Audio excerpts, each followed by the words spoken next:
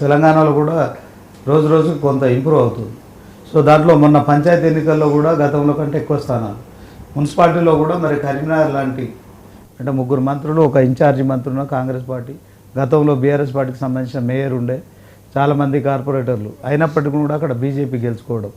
So దాంట్లో ఇక కాంగ్రెస్ అధికారంలో ఉంది, మీకు తెలిసిందే. బీఆర్ఎస్, బీజేపీ, కాంగ్రెస్ ఈ 3 పార్టీలు కూడా సో మొత్తానికి ఒక బలమైన ప్రత్యర్థులుగా ఉన్నారు. కవిత ప్రభావం తెలంగాణ రాజకీయాల్లో ఉండే అవకాశం ఉందంటారా ఆమెకి?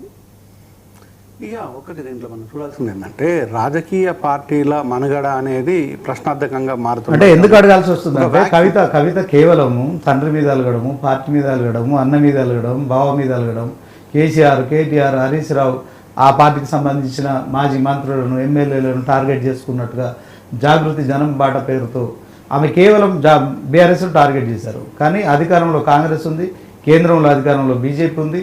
సో వీటన్నిటిని కాకుండా తనను బయటకు వెళ్ళగొట్టారనే అక్కస్తో ఓ పార్టీ పెడుతున్నట్టు, తన వ్యక్తిగత ఎజెండా విషయంలో మరి ఆమె ఏదో పార్టీ పెడుతున్నట్టుగా కూడా ప్రచారం జరుగుతుంది కదా. సో నిజంగా ఆమె పార్టీ పెడుతున్న క్రమంలో ఒక పర్ఫెక్ట్ లీడర్గా పార్టీని నడిపించే అంత కెపాసిటీ ఆమెకు ఉందంటారా? ఏం చెప్తారు? అదే ఇక్కడ మనకు రాజకీయ పార్టీలో ఈ అంశాల లోపల తెలంగాణ లోపల ఒక క్లియర్ కట్ వ్యాక్యూమ్ మాత్రం చాలా క్లియర్ కనిపిస్తుంది. ఇక్కడ ఏ విధంగా వ్యాక్యూమ్ కనిపిస్తుందంటే, ఒకవైపు కాంగ్రెస్ ఇప్పుడు అధికారంలో ఉంది. కాంగ్రెస్ అధికారంలో రావడానికి రేవంత్ రెడ్డి చెప్పిన మాటలు ఏంటంటే కులము, కుటుంబము, దోపిడీ ఈ అంశాలను చాలా క్లియర్ కట్గా ప్రజలకు తీసుకెళ్లాడు. ప్రజా సంఘాలలాగా ఉన్న మేము ఆ ప్రజలు కోఆపరేట్ చేసి తన కోసం మేముగా ప్రయత్నం చేసేసి ప్రజలుగా ఆశీర్వదించారు, తను పాలకుడిగా కూర్చోబెట్టారు. కూర్చోపెట్టిన తర్వాత నువ్వు బీఆర్ఎస్ను ఏదైతే విమర్శించావో, ఏది కులము, ఏది కుటుంబము, ఏది అవినీతి గురించి మాట్లాడావో ఆ 3 ఇక్కడ చాలా క్లియర్గా మన కళ్ళ ముందు కనిపిస్తుంది. ఇక్కడ అదే అక్కడ వేలమాల అయితే ఇక్కడ రెడ్లు అయిపోయింది, అక్కడ 4 అయితే ఇక్కడ 40 మందిగా మారిపోయినారు. అక్కడ అవినీతి ఉందా లేదు అనే దాన్ని ప్రశ్నార్థకంగా ఉంటే ఇక్కడ క్లియర్ కట్ అవినీతి ఇప్పుడు ప్రభుత్వంలో ఉన్నది. అంటే ఇక్కడ ఏది మనం చెప్పింది ఏంది, చేస్తున్నది ఏంటి. ఇక్కడ ఇది కాంగ్రెస్ బీఆర్ఎస్ విషయానికి వస్తే, బీజేపీ వస్తే అప్పుడు బీఆర్ఎస్తోని బీజేపీ పొంతు ఒకటిగా ఉన్నట్టుగానే ప్రజల ముందు కనిపించింది. ఇప్పుడు కాంగ్రెస్తోని కూడా బీజేపీ ఇండైరెక్ట్గా ఉన్నట్టుగానే ప్రజల ముందు కనిపిస్తుంది. ఈరోజు ఇక్కడ కాంగ్రెస్ ప్రభుత్వం ఉందా, కూటమి ప్రభుత్వం ఉందా అనేది ప్రశ్నలు ప్రజల నుంచి వస్తున్నప్పుడు దీన్ని ఏ విధంగా సర్దుకుంటారు అంటే, ఇక్కడ ప్రజల పక్షాన కొట్లాడటానికి సమస్యలు ఉంటే ఆ సమస్యల మీద కొట్లాడకుండా నువ్వు ఎంత తిన్నావు, నేనెంత తిన్నాను, నీకెంత రాలేదు, నాకెంత వచ్చిందనేది అధికార ప్రతిపక్ష పార్టీల లోపల లొల్లులు, దాన్ని చూస్తూ తమాషాలాగా చూస్తున్న బీజేపీ. సో ఇంత వాక్యూమ్ ఉంటే ఇప్పుడు ప్రజల పక్షాన కొట్లాడాల్సిన అంశాలు నేను ఇంతకుముందు మీకు చెప్పాను. ఇది కనుక కవిత కనుక తీసుకొని ప్రజల ముందుకు వెళితే డెఫినెట్గా ప్రజలు ఆశీర్వదిస్తారు. అంతేకాని నేను పార్టీ పెడుతున్నాను అన్న మీదనో తమ్ముడి మీద కోపంతోనే, లేకపోతే బావా బామర్దుల విషయాలతోనో, లేకపోతే తల్లిదండ్రుల మీద అలుగటాలు, ఇవి కాదు ప్రజలకు కావాల్సింది. ప్రజలకు కావాల్సింది నాయకురాలు, నాయకత్వంలో ఉండే లక్షణాలు, ఒక నాయకురాలుగా పోరాటం.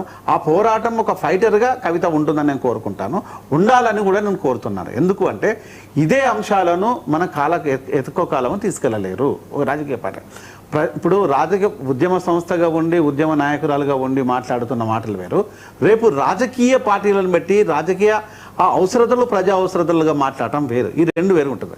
కాబట్టి ఒక కేటీఆర్, కేసీఆర్ లేకపోతే హరీష్ రావు కాదు, ఇక్కడ జరుగుతున్న తప్పులు ఒప్పులు గత పాలకులు, ఇప్పటి పాలకులు దీన్ని పరీక్షించి సున్నితంగా చూస్తున్న ఇప్పుడు సెంట్రల్ గవర్నమెంట్ వీళ్ళను ఎండగట్టి ప్రజల్లోకి పోయి ప్రజా ఉద్యమాలను చేపట్టేసి ప్రజా ఉద్యమాలను నిర్మించే వ్యక్తులను ప్రజల నుంచితోని వాళ్ళకు సహకారం అందిస్తూ సహకారం తీసుకుంటూ కనుక ప్రజల పక్షాన కొట్లాడితే డెఫినెట్గా రాజకీయ ఈ చదరంగం లోపల తను కీలకంగా నిలుస్తుంది.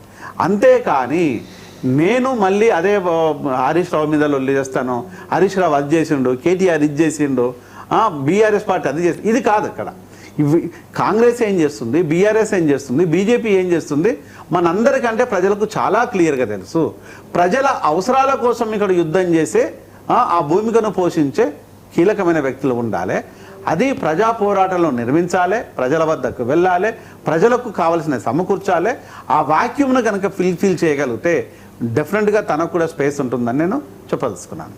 అంటే జయరాం గారు, వాస్తవానికి తెలంగాణ రాజకీయాలు కావచ్చు, తెలంగాణ ప్రజలు కావచ్చు బాగా చైతన్యవంతులు అవుతున్నారు. రాజకీయాలు కూడా చాలా కాస్ట్లీగా మారిపోతుంది. ఖచ్చితంగా ఎన్నికలు వచ్చినాయంటే జనాలంతా కూడా ఓటు వేయడానికి నోట్లు అడుగుతున్న పరిస్థితి, దిక్కుమాలిన పరిస్థితితోటి దాపురిస్తుంది. సో దీన్ని రాజకీయ నాయకులే అలవాటు చేస్తున్నారు. కేవలం ప్రజలనే మనం తప్పుపట్టాల్సిన పని లేదు, పార్టీలను కూడా. ఈ పార్టీ ఆ పార్టీ అని లేదు, అన్ని పార్టీలు కూడా. అంటే ఒక రాజకీయ పార్టీ పెట్టాలంటే మినిమం 1000 కోట్ల రూపాయలు ఉండాల్సిందే. పార్టీని మెయింటైన్ చేయాలన్నా, తర్వాత ఈ యొక్క సభలు పెట్టాలన్నా ఖర్చుతో కూడుకున్న పని. మరి కవితకు ఆ పార్టీ ఆర్థికమైన సామర్థ్యం ఉందనుకుంటున్నారా? అంటే మనకు గత ఎలక్షన్లకు 2023 ఎలక్షన్లో మనకు క్లియర్గా అనేక మంది రాజకీయ నాయకులు, ప్రతిపక్ష లీడర్లు, అప్పుడున్న కాంగ్రెస్ ప్రతిపక్షం ఉన్న కాంగ్రెస్ నాయకులు కేసీఆర్ డబ్బులు ఇచ్చేసి పోటీ పెట్టేసి ఆ డబ్బులే గెలిపిస్తుందనే అహంకారంతో కేసీఆర్ ఉన్నారనే దాన్ని రేవంత్ ప్రజలకు తీసుకెళ్లాడు. అప్పుడు 20 నుంచి 30 కోట్లు ఇచ్చిండనేది రేవంత్ వాదన.